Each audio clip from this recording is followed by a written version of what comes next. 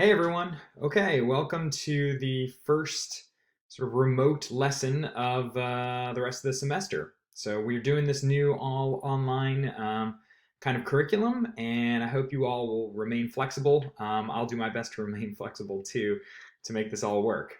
So each week I'm going to post a video like this, which is kind of an overview slash introductory video. Sometimes I'll put a little review in it as well to help kind of prepare you for the week's lesson. And I recommend that you watch these videos first before you go on to watch what will be other videos as well that will kind of be video lectures, do the readings, etc., etc. So start here each week, and then from there we'll go on and you can do the rest of the content. So this week, what you have to do this week are a few things. First, watch this video. Good job. You already got that done. Second, you're going to read Judy Jung's book, not all of it, but large parts of Judy Jung's book, The Chinese Exclusion Act and Angel Island. And I'm going to talk a little bit more about this in just a second, but that's where your readings will come from. You're not going to read Daniel's book at all this week, or next week for that matter. And then finally, you'll do 2 assignments this week. You'll do a quiz, which will test your comprehension of the readings, and an online assignment, which will sort of assess if you can put the readings together and sort of use them to interpret and answer a big question about the week. And the big question that I want you to be thinking about this week is the Chinese Exclusion Act and what caused it. I want you to be thinking about what were the origins and what were the causes of this act as you go through the Jung readings and look into the primary sources. One thing about the Jung book. So this book is different from Roger Daniels' book in one important way. It has both secondary sources and primary sources in it. So part 1, which you'll start with, is really just an overview by Judy Jung, who's a historian of U.S. immigration. And she kind of gives her sort of overview of Chinese immigration and the Chinese Exclusion Act and things like that. That is a secondary source. That's like Roger Daniels' book. But then in part two is just comprised of primary documents, of primary sources, of a lot of different types and variety of different types of sources. And you'll start to read different primary sources on your own to kind of put together the experience and really the sort of causes of the Chinese Exclusion Act. So this is really, with the exception of like the Texas collection stuff, which we kind of did together, this is really your first time reading primary sources by yourself at home. But we've talked for weeks before this about how to do that. I've given you the tools of analysis that I have, that historians have to analyze primary sources. So you are prepared and you are ready for this. But just know that this is a little bit of a higher degree of difficulty now. You're doing primary source analysis on your own in your own time. So use those tools that we have used up until this point to read through these sources and analyze them appropriately.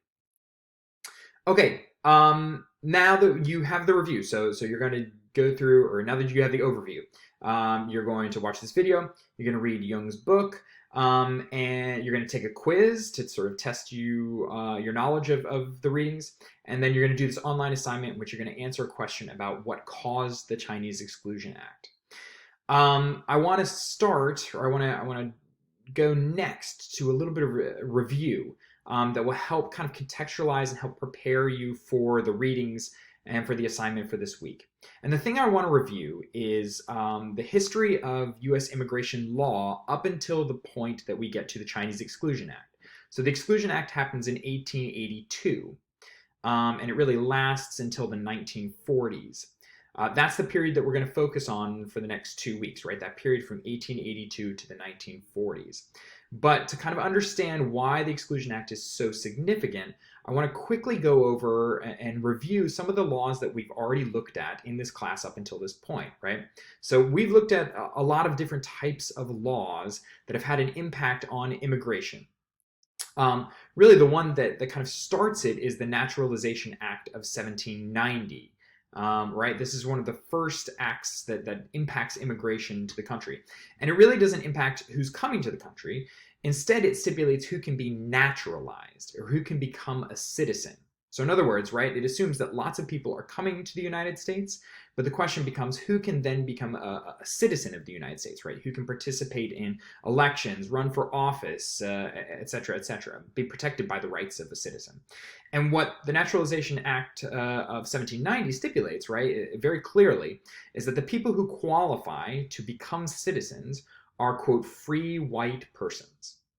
Right, so immediately the idea of citizenship is tied to race, right? Race and liberty, right? So essentially, it's tied to slavery as well. People who are not enslaved and people who are white are the people that qualify to become citizens if you move here from another country. A few years after that, we get another really important law that we looked at. It's the Alien Act of 1798. This is a part of the Alien and Sedition Acts that happened around at the same time. But what the Alien Act stipulates, essentially, is that the President of the United States has the power to deport, essentially, people who are classified as, quote, dangerous to the peace and safety of the United States. Right? So 1798 is the first law that talks about how people who come to the country, right, how aliens can be treated here. And it empowers the president to actually deport people if the president judges that those people to be sort of dangerous to public safety. The third law that becomes really significant in this story, that provides good context for the story that we're going to talk about this week, is the 14th Amendment to the Constitution. Right, this happens in the period of the Civil War, right, when all of this sort of happens. And in the 14th Amendment, we get the first sort of stipulation that people who are born in the United States are automatically citizens of the United States, right? So this is the first time that we see essentially a clear statement in U.S. law in which people who are born here are automatically citizens. And then, are automatically naturalized citizens, right? And then 2 years later, we get the Naturalization Act of 1870, which says even if you're not born here, right, you can be naturalized, you can become a citizen.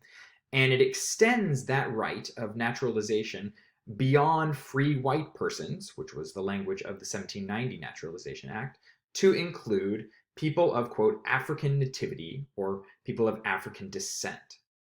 Right? So in other words, people who were forcibly transported from Africa as a part of the slave trade, right, as enslaved persons, now can qualify for citizenship as of 1870. But what we talked about in a previous class is that that's important language because it's really specific. And it does not include all types of people who came to the United States during this period, right? In particular, so by 1870, right, the people that can become citizens, right, people that can be naturalized include free white persons, right, and people of African nativity or African descent.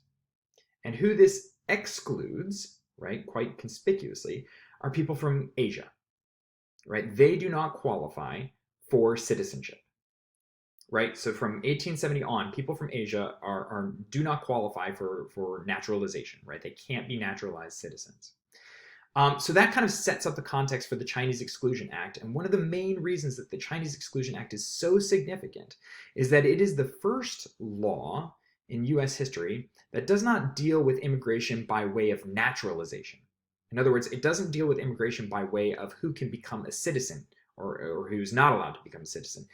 The Chinese Exclusion Act deals with immigration based on who is allowed to come to this country, right? It is a law about access to travel as opposed to access to citizenship. And that's one of the reasons that this law is so significant for the history of U.S. immigration. So that's why we're going to spend so much time looking at it, where it comes from, and what it does. Okay, so that's sort of the review that I want you to kind of think about, right? Those laws pave the way. That's the context within which we're going to look at Chinese immigration during this period in the Chinese Exclusion Act. All right, last thing I want to say is I want to talk about the second paper assignment that's coming up. So you're going to write a paper on essentially the stuff that you learn and the stuff that we study in this week and next week. So the Chinese Exclusion Act stuff. And this is going to be a slightly different type of paper from the first one that you wrote. I call this a historical imagination paper because what you're going to be doing is actually sort of writing historical fiction. You're going to write a story about a fictional Chinese immigrant of your design, right? And that Chinese immigrant is going to be a person or that person's story is going to be a story that you create based on your reading of the primary sources in Judy Jung's book. So that's really going to be kind of the task, and the constraints of this is I want you to write about a fictional Chinese immigrant to the United States during the period of Angel Island. So the Angel Island facility was created and opened in 1910, and it was closed in 1940. So the narrative that you're going to write is about a Chinese immigrant during that period from 1910 to 1940. And so one of the things that's really important is to understand what the context is during that period, right? This is the period of Chinese exclusion, which means that Chinese laborers were not allowed to come to this country during that period. And yet many did. And so part of what you're going to kind of understand by reading through Judy Jung's book, right, and reading through these documents is how that happened. And you're going to have to reflect that in your story that you create, right? The kind of realities of how that happened. So one of the things that's really important here is that you stay consistent with the facts and the context that we come to learn, right? You have to study these documents to understand what was possible during this period, and you have to write a story that's consistent with that. So while this paper is going to be fictional, right? It's going to be historical fiction. It also has to be consistent with the historical reality, or else you won't do well on the assignment, right? So to do this, primary sources are key. You're going to be basing your narrative on the primary sources that you read in this document, or in this document reader, right, in Jung's book. So primary sources are absolutely integral. During the story, you're going to cite which primary sources you're using to sort of model your story on.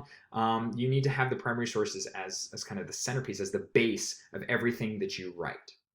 The paper is going to be divided into two sections. The first section is your story, right? Your historical fiction. It's going to be a first-person narrative of a Chinese immigrant who comes to the United States.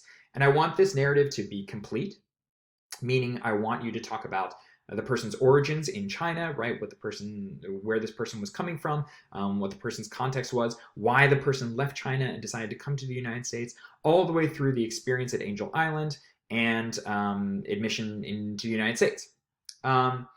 Second, I want it to be consistent, like I said, right? It can't be factually inconsistent, right? You can't have things in there that don't make any sense with the historical context of the time. Three, I want you to cite all the sources that you use, all the documents that you use to base your story upon, right? So in parenthetical citations, I want those to be there in that story. You don't need to quote things in the first section. That's for the second section. But I want you to have kind of citations of the documents that you're basing your story on. And then finally, I want you to display what we call historical empathy, which essentially means I want you to go beyond just talking about what happens to this person. I want you to talk about what the person might have felt through these experiences too. A lot of the documents that you'll read are really emotional documents. They talk a lot about the emotions of immigrants. So I want you to bring that into your narrative as well. The second section is an analysis in which you're basically going to kind of turn into a historian again and talk about how you constructed your story. You're going to identify all the sources you use. You're going to explain how you use those sources to make the kind of interpretation and build the story that you built using specific examples, quotations from the documents, showing me exactly what parts of the document you used to base your story on, right? And then finally, you're going to end with a sort of paragraph that you contrast your story with other stories that you learned about. Either other stories of other Chinese immigrants, right, who are different from the one that you wrote about, or stories of other immigrants during this time and how their experiences were different as well. All of this needs to be based on primary sources. Remember, this class is all about primary sources. So base this all on primary sources and make sure that you're using and sort of depending on the primary sources to write all of this.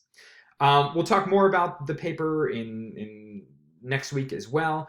You can email me if you have questions about the paper. Take a look at the assignment online. It's posted there so that you can see the exact details of exactly everything that I want. And let me know if you have questions along the way. I'm available for video conferencing, and I'll answer any emails that you send to me. Okay, so good luck. I hope you enjoy these readings. I think they're really interesting, and stay safe.